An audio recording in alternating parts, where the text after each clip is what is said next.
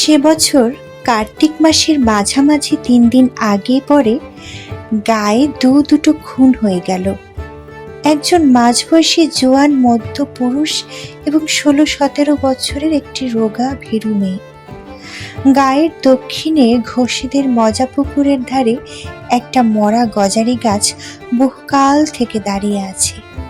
স্থানটি ফাঁকা, বন জঙ্গলের আবরু নেই।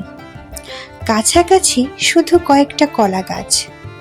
ওই গজারি গাছটার নিচে একদিন বলাই চক্রবর্তীকে মরে পড়ে থাকতে দেখা গেল। মাথাটা আটচির হয়ে ফেটে গেছে, খুব সম্ভব অনেকগুলো লাঠির আঘাতে। চারদিকে হইচই পড়ে গেল বটে, কিন্তু লোকে খুব বিস্মিত হলো না। বলাই চক্রবর্তীর এইরকম অপমৃত্যুই আশেপাশের 10টা গায়ের লোক প্রত্যাশা করেছিল, অনেকে কামনা করছিল। অন্যপক্ষে শুভ্রা মেয়েটির খুন হওয়া নিয়ে হইচই হলো কম, কিন্তু মানুষের বিস্ময় ও কৌতূহলের সীমা রইল না। গেরস্থ ঘরের সাধারণ ঘরোয়া মেয়ে, গায়ের লোকের চোখের সামনে 8-10টি মেয়ের মতো বড় হয়েছে। বিয়ের পর শ্বশুর বাড়ি গেছে এবং মাসখানেক আগে যথারীতি বাপের বাড়ি ফিরে এসেছে ছেলে বিয়োবার জন্য। পাশের বাড়ির মেয়েরা পর্যন্ত কোনোদিন কল্পনা করার ছুতো পায়নি যে মেয়েটার জীবনে খাপ ছাড়া কিছু লুকোনো ছিল। এমন ভয়াবহ পরিণামের নাটকীয় উপাদান সঞ্চিত হয়েছিল। গায়ে সবশেষের সাঁঝের বাতিটি বোধহয় যখন সবে জ্বালা হয়েছে, তখন বাড়ির পেছনে ডোবার ঘাটে শুভ্রার মতো মেয়েকে কে বা কারা যেন গলা টিপে মেরে রেখে যাবে ভেবে উঠতে না পেরে গা শুদ্ধ লোক যেন অপ্রস্তুত হয়ে রইল। বছর দেড়েক মেয়েটা শ্বশুর বাড়ি ছিল, গায়ের লোকের চোখের আড়ালে। সেখানে কি এই ভয়ানক অঘটনের ভূমিকা গড়ে উঠেছিল? দুটো খুনের মধ্যে কি কোনো যোগাযোগ আছে? 20-30 বছরের মধ্যে গায়ের কেউ তেমনভাবে জখম পর্যন্ত হয়নি। যখন হলো, পরপর একেবারে খুন হয়ে গেল দুটো। তার একটি পুরুষ, অপরটি যুবতী নারী। দুটি খুনের মধ্যে একটা সম্পর্ক আবিষ্কার করার জন্য প্রাণ সকলের ছটফট করে। কিন্তু বলাই চক্রবর্তী শুভ্রাকে কবে শুধু চোখের দেখা দেখেছিল, তাও গায়ের কেউ মনে করতে পারে না।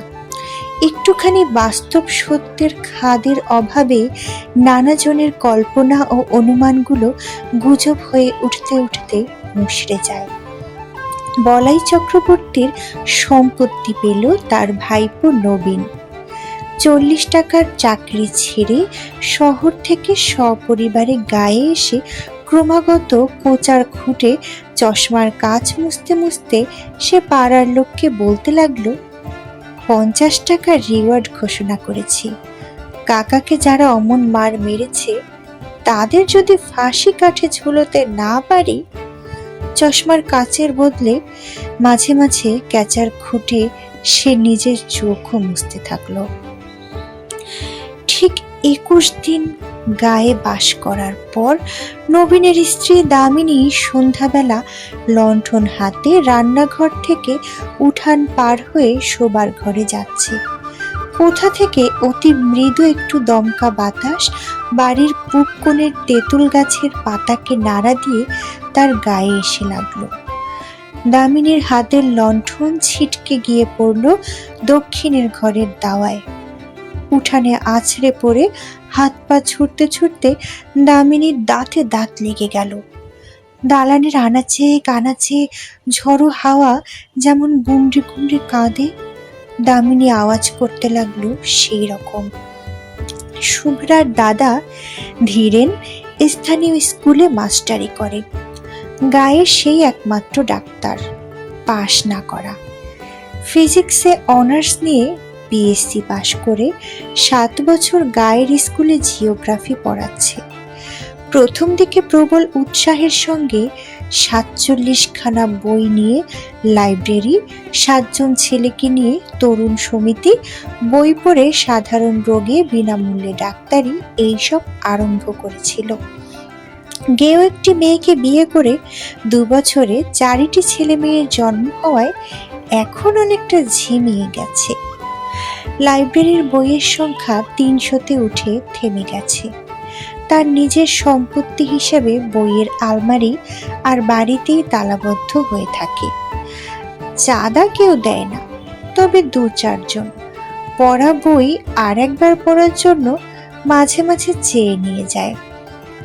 বছরে 2-3 বার তরুণ সমিতির মিটিং হয়। 4 আনা 8 আনা ফি নিয়ে এখন সে ডাক্তারি করে, ওষুধও বিক্রি করে। ধীরেনকে যখন ডেকে আনা হলো, কলসি কলসি জল ঢেলে দামিনীর মূর্ছা ভাঙা হয়েছে, কিন্তু সে তাকাচ্ছে অর্থহীন দৃষ্টিতে, আপন মনে হাসছে আর কাঁদছে, এবং যারা তাকে ধরে রেখেছিল তাদের আঁচড়ে কামড়ে পালিয়ে যাবার চেষ্টা করছে। ধীরেন গম্ভীর চিন্তিত মুখে বললে, সাপুরের কৈলাস ডাক্তারকে একবার ডাকা দরকার।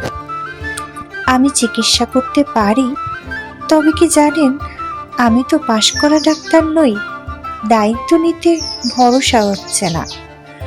বুড়ো পঙ্কজ ঘোষাল বলাই চক্রবর্তীর অনুগ্রহে বহুকাল সপরিবারে পরিপুষ্ট হয়েছিলেন। তিনি বললেন, ডাক্তার কি হবে? তুমি আমার কথা শোনো বাবা নবীন, কুঞ্জকে অবিলম্বে ডেকে পাঠাও। গায়ের যারা ভিড় করেছিল তারা প্রায় সকলেই বুড়ো ঘোষালের কথায় সায় দিল। নবীন জিজ্ঞেস করল, কুঞ্জ কত নেয়? ধীরেন বলল, ছি, ওসব দুর্বুদ্ধি করো না নবীন, আমি বলছি তোমায়, এটা অসুখ, অন্য কিছু নয়। লেখাপড়া শিখেছ, জ্ঞান বুদ্ধি আছে, তুমিও কি বলে কুঞ্জকে চিকিৎসার জন্য ডেকে পাঠাবে? নবীন আমতা আমতা করে বলল, এসব খাপছাড়া অসুখে ওদের চিকিৎসায় ভালো ফল দেয় ভাই। বয়সে নবীন 3-4 বছরের বড়, কিন্তু এককালে দুজনে একসঙ্গে স্কুলে একই ক্লাসে পাশাপাশি বসে লেখাপড়া করত। বোধহয় সেই খাতিরেই কৈলাস ডাক্তার ও কুঞ্জ মাঝি দুজনকে আনতেই নবীন লোক পাঠিয়ে দিল। কুঞ্জই আগে এলো। লোক পৌঁছবার আগেই সে খবর পেয়েছিল চক্রবর্তীদের বউকে অন্ধকারের অশরীরী শক্তি আয়ত্ত করেছে। কুঞ্জ নাম করা গুণী, তার গুণপনা দেখবার লোভে আরো অনেকে এসে ভিড় বাড়িয়ে দিল। ভর সাজে ভর করেছেন, সহজে ছাড়বেন না। ওই বলে সকলকে ভয় দেখিয়ে সঙ্গে সঙ্গে আবার অভয় দিয়ে কুঞ্জ বলল, তবে ছাড়তে হবেই শেষতক। কুঞ্জ মাঝির সাথে তো চালাকি চলবে না। ঘরের দাওয়া থেকে সকলকে উঠানে নামিয়ে দেওয়া হলো। বিড়বিড় করে মন্ত্র পড়তে পড়তে কুঞ্জ দাওয়ায় জল ছিটিয়ে দিল। দামিনীর এলো চুল শক্ত করে বেঁধে দেওয়া হলো দাওয়ার একটা খুঁটির সঙ্গে। দামিনীর না রইল বসবার উপায়, না রইল পালাবার ক্ষমতা। তাকে আর কারো ধরে রাখবার প্রয়োজন রইল না। নড়তে গিয়ে চুলে টান লাগায় দামিনী আর্তনাদ করে উঠতে লাগলো। কুঞ্জ টিটকারি দিয়ে দিয়ে বলতে লাগলো, রও বাছাধন রও, এখনই হয়েছে কি, মজাটি টের পাওয়াচ্ছি তোমায়। ধীরেন প্রথম দিকে চুপ করেছিল, বাধা দিয়ে লাভ নেই, গায়ের লোক কথা শোনে না, বিরক্ত হয়। এবার সে আর ধৈর্য ধরতে পারল না। তুমি কি পাগল হয়ে গেছো নবীন? তুমি চুপ করো ভাই। উঠানে 30-35 জন পুরুষ ও নারী এবং গোটা 5 লণ্ঠন জড়ো হয়েছে। মেয়েদের সংখ্যা খুব কম, যারা এসেছে বয়সও তাদের বেশি। কম বয়সী মেয়েরা আসতে সাহস পায়নি, অনুমতিও পায়নি। যদি ছোঁয়াচ লাগে, নজর লাগে, অপরাধ হয়। মন্ত্রমুগ্ধের মতো এতগুলি মেয়ে পুরুষ দাওয়ার দিকে তাকিয়ে ঘেঁষাঘেঁষি করে দাঁড়িয়ে থাকে। এই দুর্লভ রোমাঞ্চ থেকে তাদের বঞ্চিত করার ক্ষমতা নবীনের নেই। দাওয়াটি যেন স্টেজ, সেখানে যেন মানুষের জ্ঞান বুদ্ধির অতীত রহস্যকে সহজবোধ্য নাটকের রূপ দিয়ে অভিনয় করা হচ্ছে। ঘরের দুয়ারে কুঞ্জ যেন আমদানি করেছে জীবনের শেষ সীমানার ওপারের ম্যাজিক। এমন ঘরোয়া, এমন বাস্তব হয়ে উঠেছে দামিনীর মধ্যে অদেহি ভয়ঙ্করের এই ঘনিষ্ঠ আবির্ভাব। ভয় সকলে ভুলে গেছে, শুধু আছে তীব্র উত্তেজনা এবং কৌতূহল ভরা পরম উপভোগ্য শিহরণ। এক পা সামনে এগিয়ে, পাশে সরে, পিছু হটে, সামনে পিছনে দুলে দুলে কুঞ্জ দুর্বোধ্য মন্ত্র আওড়াতে থাকে। মালসাতে আগুন করে তাতে সে একটি দুটি শুকনো পাতা আর শিকড় পুড়তে দেয়। চামড়া পোড়ার মতো একটা উৎকট গন্ধে চারিদিক ভরে যায়। দামিনীর আর্তনাদ ও ছটফটানি ধীরে ধীরে কমে আসছিল। এক সময়ে খুঁটিতে পিঠ ঠেকিয়ে কাঠ হয়ে দাঁড়িয়ে সে বোঝা বোঝা চোখে কুঞ্জর দিকে তাকিয়ে নিষ্পন্দ হয়ে রইল। তখন একটা কাঁচা হলুদ পুড়িয়ে কুঞ্জ তার নাকের কাছে ধরল। দামিনীর ঢুলো ঢুলো চোখ ধীরে ধীরে বিস্ফোরিত হয়ে উঠল। সর্বাঙ্গে ঘন ঘন শিহরণ বয়ে যেতে লাগলো। কে তুই? বল, কে তুই? আমি শুভ্রা। আমায় মেরো না। চাটুজ্জে বাড়ির শুভ্রা যে খুন হয়েছে? হ্যাঁ গো হ্যাঁ, আমায় মেরো না। নবীন দাওয়ায় একপাশে দাঁড়িয়েছিল। তার দিকে মুখ ফিরিয়ে কুঞ্জ বলল, ব্যাপার বুঝলেন কর্তা?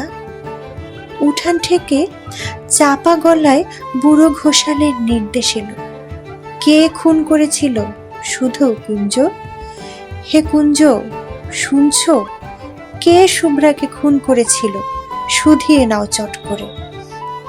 কুঞ্জকে কিছু জিজ্ঞেস করতে হলো না। দামিনী নিজে থেকেই ফিসফিস করে জানিয়ে দিল, বলাই খুড়ো আমায় খুন করেছে। নানাভাবে ঘুরিয়ে ফিরিয়ে অনেকবার তাকে প্রশ্ন করা হলো, কিন্তু দামিনীর মুখ দিয়ে এছাড়া আর কোনো জবাব বার হলো না যে সে শুভ্রা এবং বলাই তাকে খুন করেছে। তারপর এক সময় তার মুখ বন্ধ হয়ে গেল। নাকে হলুদ পোড়া ধরেও আর তাকে কথা বলানো গেল না। কুঞ্জ অন্য একটি প্রতিক্রিয়ার আয়োজন করছিল, কিন্তু কৈলাস ডাক্তার এসে পড়ায় আরো সুযোগ পেল না। কৈলাসের চেহারাটি জমকালো। প্রকাণ্ড শরীর, এক মাথা কাঁচা পাকা চুল, মোটা ভুরু আর মুখময় খোঁচা খোঁচা গোঁফদাড়ি। এসে দাঁড়িয়েই ষাঁড়ের মতো গর্জন করতে করতে সে সকলকে গালাগালি দিতে আরম্ভ করলো। কুঞ্জর আগুনের মালসা তার দিকেই লাথি মেরে ছুঁড়ে দিয়ে বলল, দাঁড়া হারামজাদা, তোকে ফাঁসি কাঠে ঝুলোচ্ছি। ওষুধ দিয়ে বৌমাকে আজ মেরে ফেলে থানায় তোর নামে রিপোর্ট দেব, তুই খুন করেছিস। কৈলাস খুঁটিতে বাঁধা চুল খুলে দামিনীকে ঘরে নিয়ে গিয়ে বলাইয়ের দাদামশাইয়ের আমলে প্রকাণ্ড খাটের বিছানায় শুইয়ে দিল। প্যাট করে তার বাহুতে সূচ ফুটিয়ে ঢুকিয়ে দিল ঘুমের ওষুধ। দামিনী কাতর ভাবে বলল, আমায় মেরো না, আমি শুভ্রা, চাটুজ্জে বাড়ির শুভ্রা। কয়েক মিনিটের মধ্যে সে ঘুমিয়ে পড়ল। দামিনীর মুখ দিয়ে শুভ্রা বলাই চক্রবর্তীর নাম করায় অনেক বিশ্বাসীর মনে যে ধাঁধার সৃষ্টি হয়েছিল, বুড়ো ঘোষালের ব্যাখ্যা শুনে সেটা কেটে গেল। শুভ্রার 3 দিন আগে বলাই চক্রবর্তী মরে গিয়েছিল সন্দেহ নেই, কিন্তু শুধু জ্যান্ত মানুষ কি মানুষের গলা টিপে মারে? আর কিছু মারে না। শ্মশানে মশানে দিনক্ষণ প্রকৃতির যোগাযোগ ঘটলে পথ ভোলা পথিকের ঘাড় তবে মাঝে মাঝে মোটকে দেয় কিসে? ব্যাখ্যাটা দেওয়া উচিত ছিল কুঞ্জগুণীর। বুড়ো ঘোষাল আগেই সকলকে শুনিয়ে দেওয়াতে জোর গলায় তাকে সমর্থন করেই নিজের মর্যাদা বাঁচানো ছাড়া তার উপায় রহিল না। তবে কথাটাকে সে ঘুরিয়ে দিল একটু অন্যভাবে, যার ফলে অবিশ্বাসীর মনে পর্যন্ত খটকা বাঁধা সম্ভব হয়ে উঠল। বলাই চক্রবর্তী শুভ্রাকে খুন করেছে বটে, কিন্তু সোজাসুজি নিজে নয়, কারণ মরার 1 বছরের মধ্যে সেটা কেউ পারে না। ওই সময়ের মধ্যে শ্রাদ্ধ শান্তি না হলে তবেই সোজাসুজি মানুষের ক্ষতি করার ক্ষমতা জন্মায়। বলাই চক্রবর্তী একজনকে ভর করে তার মধ্যস্থতায় শুভ্রাকে খুন করেছে, তার রক্ত মাংসের হাত দিয়ে। না, যাকে সে ভর করেছিল তার কিছু মনে নেই। মনে কি থাকে? এক রাত্রে অনেক কান ঘুরে পরদিন সকালে এই কথাগুলি ধীরেনের কানে গেল। অগ্রহায়ণের উজ্জ্বল মিঠে রোদ তখন চারিদিকে ছড়িয়ে আছে, বর্ষার পরিপুষ্ট গাছে আর আগাছার জঙ্গলে যেন পার্থিব জীবনের ছড়াছড়ি। বাড়ির পিছনে ডোবাটি কচুরিপানায় আচ্ছন্ন। গাঢ় সবুজ অসংখ্য রসালো পাতা, বর্ণাতীত কোমল রঙের অপরূপ ফুল। তালগাছের গুড়ির ঘাটটি কার্তিক মাসেও প্রায় জলে ডুবেছিল। এখন জল কমে অর্ধেকের বেশি ভেসে উঠেছে। টুকরো বসিয়ে ধাপগুলো এবার ধীরেন বিশেষ করে শুভ্রার জন্য বানিয়ে দিয়েছিল। 7 মাসের গর্ভ নিয়ে ঘাটে উঠতে নামতে সে যাতে পা পিছলে আছাড় না খায়। পাড়ার মানুষ বাড়ি বয়ে গায়ের গুজব শুনিয়ে গেল। আবেষ্টনীর প্রভাবে উদ্ভট কথাগুলো সঙ্গে সঙ্গে ধীরেনের মন থেকে বাতিল হয়ে গেল। ক্ষুব্ধ হবার অবসরও সে পেল না।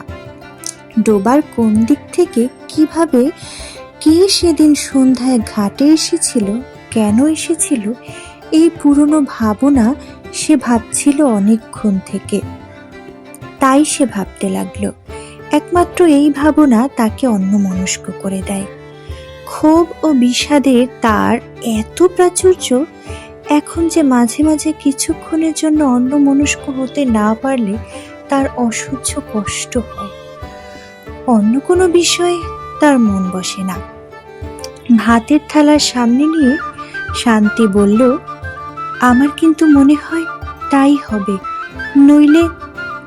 কটমট করে তাকিয়ে ধীরেন ধমক দিয়ে বলল, চুপ, যা খুশি মনে হোক তোমার, আমায় কিছু বলবে না, খবরদার। স্কুলে যাওয়ার পথে যাদের সঙ্গে দেখা হলো, মুখে তারা কিছু বলল না, কিন্তু তাদের তাকানোর ভঙ্গি যেন আরো স্পষ্ট জিজ্ঞাসা হয়ে উঠল, কথাটা তুমি কিভাবে নিয়েছো শুনি? পুরুত ঠাকুর তাকে অনেকক্ষণ দাঁড় করিয়ে রেখে দোষমোচনের জন্য দরকারি ক্রিয়াকর্মের বিষয়ে আলোচনা করলেন, উপদেশ দিলেন, বিশেষ করে বলে দিলেন যে স্কুল থেকে ফিরবার সময় তার বাড়ি থেকে সে যেন তার নিজের ও বাড়ির সকলের জন্য মাদুলি নিয়ে যায়। স্কুলে পা দেওয়ার পর থেকে ধীরেনের মনে হতে লাগলো সে যেন বাইরের কোনো বিশিষ্ট অভ্যাগত, স্কুল পরিদর্শন করতে এসেছে। তার 7 বছরের অভ্যস্ত অস্তিত্বকে আজ এক মুহূর্তের জন্য কেউ ভুলতে পারছে না। প্রথম ঘন্টাতেই ক্লাস ছিল। অর্ধেক ছেলে আড়ষ্ট হয়ে বসে আছে, বাকি অর্ধেক নিজেদের মধ্যে গুজগাজ ফিসফাস করছে। নিজেকে জীবন্ত ব্যাঙের মতো মনে হচ্ছিল। বইয়ের পাতায় চোখ রেখে ধীরেন পড়াতে লাগলো। চোখ তুলে ছেলেদের দিকে তাকাতে পারল না। ঘন্টা কবার হতেই হেডমাস্টার ডেকে পাঠালেন, তুমি 1 মাসের ছুটি নাও ধীরেন। 1 মাসের ছুটি? মথুরবাবু এইমাত্র বলে গেলেন আজ থেকেই ছুটি পাবে, আজ আর তোমার পড়িয়ে কাজ নেই। মথুরবাবু স্কুলের সেক্রেটারি। মাইলখানেক পথ হাঁটলে তার বাড়ি পাওয়া যায়। চলতে চলতে মাঝপথে ধীরেনের মাথাটা কেমন ঘুরে উঠল। কদিন থেকে হঠাৎ চেতনায় ঝাঁকি লেগে মাথাটা তার এইরকম ঘুরে উঠছে। চিন্তা অনুভূতির আকস্মিক পরিবর্তনের সঙ্গে এই ঝাঁকি লাগে, অথবা এমন ঝাঁকি লেগে তার চিন্তা অনুভূতি বদলে যায়। গাছতলায় কিছুক্ষণ বিশ্রাম করে সে বাড়ির দিকে পা বাড়ালো। মথুরবাবু এখন হয়তো খেয়ে দিয়ে বিশ্রাম করছেন। এখন তাকে বিরক্ত করা উচিত হবে না। স্কুল থেকে তাড়িয়ে দেওয়া হয়নি, 1 মাসের ছুটি দেওয়া হয়েছে। 1 মাসের মধ্যে মথুরবাবুর সঙ্গে দেখা করার অনেক সময় সে পাবে। আজ গিয়ে হাতে পায়ে না ধরাই ভালো। মথুরবাবুর যদি দয়া হয়, যদি তিনি বুঝতে পারেন যে তার বোন খুন হয়েছে বলে দামিনীর ঘোষণার ফলে তার বোনের কাল্পনিক কেলেঙ্কারি নিয়ে চারিদিকে হইচই হচ্ছে বলে তাকে দোষী করা উচিত নয়, তাহলে মুশকিল হতে পারে। ছুটি বাতিল করে কাল থেকে কাজে যাবার অনুমতি হয়তো তিনি দিয়ে বসবেন। এতক্ষণ খেয়াল হয়নি। এখন সে বুঝতে পেরেছে নিয়মিতভাবে প্রতিদিন ছেলেদের স্কুলে পড়ানোর ক্ষমতা তার নেই। মথুরবাবুর সামনে গিয়ে দাঁড়াতে লজ্জা হচ্ছে। চেনা মানুষের সঙ্গে দেখা হয়ে যাবার ভয়ে সে মাঠের পথ ধরে বাড়ি চলেছে। বাড়ি গিয়ে ঘরের মধ্যে লুকোতে হবে। দুর্বল শরীরটা বিছানায় লুটিয়ে দিয়ে ভারী মাথাটা বালিশে রাখতে হবে। সারা দুপুর ঘরের মধ্যে শুয়ে বসে ছটফট করে কাটিয়ে শেষবেলায় ধীরেন উঠানে বেরিয়ে এলো। মাজা বাসন হাতে নিয়ে শান্তি ঘাট থেকে উঠে আসছিল। ডোবার ধারে প্রকাণ্ড বাঁশঝাড়টার ছায়ায় মানুষের মতো কি যেন একটা নড়াচড়া করছে। ধীরেন আর্তনাদ করে উঠল, কে ওখানে, কে? শান্তির হাতের বাসন ঝনঝন শব্দে পড়ে গেল। উঠি পড়ি করে কাছে ছুটে এসে ভয়ার্ত কণ্ঠে সে জিজ্ঞাসা করল, কোথায় কে, কোনখানে? বাঁশঝাড় থেকে চেনা গলার আওয়াজ এলো, আমি মাস্টার বাবু, বাঁশ কাটছি। কে তোকে বাঁশ কাটতে বলেছে? শান্তি বলল, আমি বলেছি। খেন্তি বেশি বলল, নতুন একটা বাঁশ কেটে আগামাথা একটু পুড়িয়ে ঘাটের পথে আড়াআড়ি ফেলে রাখতে, ভোরে উঠে সরিয়ে দেব, সন্ধ্যের আগে পেতে রাখবো। তুমি যেন আবার ভুল করে বাঁশটা ডিঙিয়ে যেও না। সন্ধ্যার আগেই শান্তি আজকাল রাধাবাড়া আর ঘরকন্যার সব কাজ শেষ করে রাখে। অন্ধকার ঘনিয়ে আসার পর ধীরেনকে সঙ্গে না নিয়ে বড় ঘরের চৌকাঠ পার হয় না। ছেলে মেয়েদেরও ঘরের মধ্যে আটকে রাখে। সন্ধ্যা থেকে ঘরে বন্দি হয়ে ধীরেন। আকাশ পাতাল ভাবে আর মাঝে মাঝে সচেতন হয়ে ছেলে মেয়েদের আলাপ শোনে। ছোট পিসি ভূত হয়েছে। ভূত নয়, পেতনি। বেটা ছেলে ভূত হয়। ঘরের মধ্যেও কারণে অকারণে শান্তি ভয় পেয়ে আতকে ওঠে। কাল প্রথম রাত্রে একটা প্যাঁচার ডাক শুনে ধীরেনকে আঁকড়ে ধরে গোঙাতে গোঙাতে বমি করে ফেলেছিল। বড় ঘরের দাওয়ার পূব প্রান্তে বসে তামাক টানতে টানতে দিনের আলো ম্লান হয়ে এলো। এখানে বসে ডোবার ঘাট আর দুধারের বাঁশঝাড়ু জঙ্গল দেখা যায়। জঙ্গলের পর সেনেদের কলাবাগান। সেনেদের কাছারি ঘরের পাশ দিয়ে দূরে বসেদের মজা পুকুরের তীরে মরা গজারি গাছটার ডগা চোখে পড়ে। অন্ধকার হবার আগেই কুয়াশায় প্রথমে গাছটা, তারপর সেনেদের বাড়ি আবছা হয়ে ঢাকা পড়ে গেল। তুমি কি আর ঘাটের দিকে যাবে? শান্তি জিজ্ঞেস করল। না, তবে বাঁশ পেতে দাও। বাঁশটা পাততে হবে না। শান্তি কয়েক মুহূর্ত চুপ করে দাঁড়িয়ে রইল। তোমার চোখ লাল হয়েছে, টকটকে লাল। হোক। শোবার ঘর আর রান্নাঘরের ভিটের সঙ্গে দুটি প্রান্ত ঠেকে শান্তি নিজেই বাঁশটা পেতে দিল। কাঁচা বাঁশের দু প্রান্তের খানিকটা পুড়িয়ে দেওয়া হয়েছে। অশরীরই কোনো কিছু এ বাঁশ ডিঙোতে পারবে না। ঘাট থেকে শুভ্রা যদি বাড়ির উঠানে আসতে চায়, এই বাঁশ পর্যন্ত এসে ঠেকে যাবে। আলো জ্বালার আগেই ছেলে মেয়েদের খাওয়া শেষ হলো। সন্ধ্যা দ্বীপ না জেলে শান্তির নিজের খাওয়ার উপায় নেই। ভালো করে সন্ধ্যা হওয়ার আগেই সে তাড়াতাড়ি দ্বীপ জেলে ঘরে ঘরে দেখিয়ে শাঁখে ফু দিল। 10 মিনিটের মধ্যে নিজে খেয়ে ধীরেনের ভাত বেড়ে ঢাকা দিয়ে রেখে রান্নাঘরে তালা দিয়ে কাপড় ছেড়ে ঘরে গিয়ে ঢুকলো। বিকালে আজকাল সে মাছ রান্না করে না। এঁটো কাটা নাকি অশরীরী আত্মাকে আকর্ষণ করে। খাওয়ার হাঙ্গামা খুব সংক্ষেপে, সহজে এবং অল্প সময়ে সম্পন্ন হয়ে যায়। ঘরে আসবে না? না। তখনও আকাশ থেকে আলোর শেষ আভাসটুকু মুছে যায়নি। 2-3টি তারা দেখা দিয়েছে, আরো কয়েকটি দেখা দিতে দিতে আবার হারিয়ে যাচ্ছে। আর 1 মিনিট কি 2 মিনিটের মধ্যে রাত্রি শুরু হয়ে যাবে। জীবিতের সঙ্গে মৃতের সংযোগ স্থাপনের সবচেয়ে প্রশস্ত সময় সন্ধ্যা। ভর সন্ধ্যাবেলা শুভ্রা দামিনীকে আশ্রয় করেছিল। আজ সন্ধ্যা পার হলে, রাত্রি আরম্ভ হয়ে গেলে চেষ্টা করেও শুভ্রা হয়তো তার সঙ্গে কথা বলতে পারবে না। আর দেরি না করে এখনই শুভ্রাকে সুযোগ দেওয়া উচিত। চোরের মতো ভিটে থেকে নেমে বাঁশটি নিয়ে ধীরেন পা টিপে টিপে ডোবার মাঠের দিকে এগিয়ে গেল।